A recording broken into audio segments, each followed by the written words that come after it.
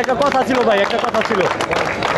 আমরা দেখতেছি দীর্ঘদিন যাবৎ আপনার বিভিন্ন পেজ থেকে যে সোশ্যাল মিডিয়ায় ভাইরাল হচ্ছে যে বিএনপির বিভিন্ন পেজে যে আছে যে বিগত দিনের যারা আওয়ামী লীগের সাথে জড়িত তারা নাকি ইদানিং বিএনপির সাথে জড়িত হয়েছে। আসলে রাজনৈতিক কোন্দল এটা কি আপনারা কিভাবে দেখছেন? এটা হলো রাজনৈতিক কোন্দল। আমাদের এখানে দুইটা প্যানেল আছে, দল একটা দুটা প্যানেল আছে।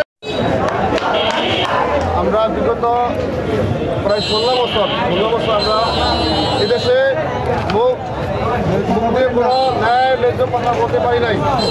আমরা জাতীয়বাদী বিএনপি থেকে আমাদের অনেক নির্যাতন করছে বিগত স্বৈরাচার আমলে স্বৈরাচারী লোকজন।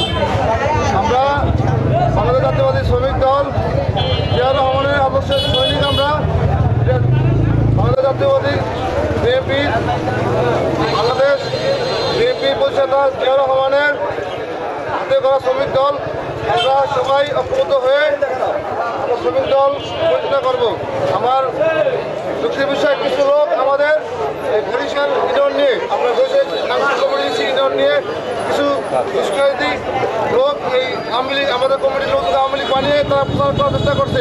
তারা জানে না যে জিয়াউর রহমান দল আমরা রক্ত দিতে ভয় পাই না, আমরা বরণকে ভয় পাই না। আমরা বাংলাদেশ জাতীয়বাদী শ্রমিক দল বাংলাদেশ জাতীয় বিএনপি যারা করে সবাই ঐক্যবদ্ধ হয়ে আমরা এই দেশকে স্বৈরাচার পতন করেছি। ইনশাল্লাহ সামনে আর রক্ত দিতে পারবো। আমরা প্রয়োজনে আরও রক্ত দেবো, তারপরে এখান থেকে স্বৈরাচার উদ্ঘাটন করে থাকবো। যারা আমাদের অপপ্রচার চালাতেছে, এখানে আওয়ামী লীগ নিয়ে যারা মিথ্যাচার করতেছে, আমরা তাদের সাবধান করে চাই। আগামীতে আমরা ইনশাল্লাহ সরকার গঠন করবো। আগামীতে আমরা এই দেশ পরিচালনা করবো ইনশাল্লাহ। যদি আপনারা জনগণ থাকেন, পিছনে দেখছেন তো স্বৈরাচার আমলে তারা কী করছে।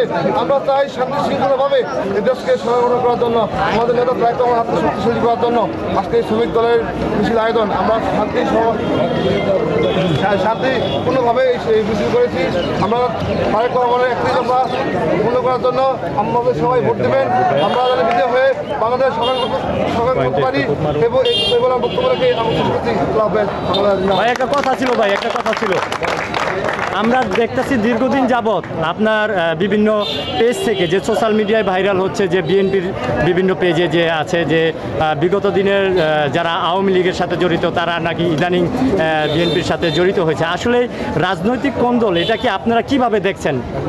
এটা হলো রাজনৈতিক কোন্দল। আমাদের এখানে দুইটা প্যানেল আছে, দল একটা দুটা প্যানেল আছে। এরা চাইতেছে যে আমরা সক্রিয়ভাবে রাস্তায় না নামতে পারি, আমরা মানে ঘরে বসে থাকি। সেজন্য তারা ফেক আইডি দিয়ে ফেসবুক থেকে এডিট করে ছবি দিয়ে এটা প্রচার করতে আসে। এরা কাপুরুষ। এটা আপনাদের দল থেকে আপনারা কিভাবে দেখছেন? আমরা এটা তীব্র নিন্দা প্রতিবাদ জানাচ্ছি। আমাদের কাছে শক্ত প্রমাণ আছে যে আমরা কোনো স্বৈরাচারের কমিটি দিই নাই।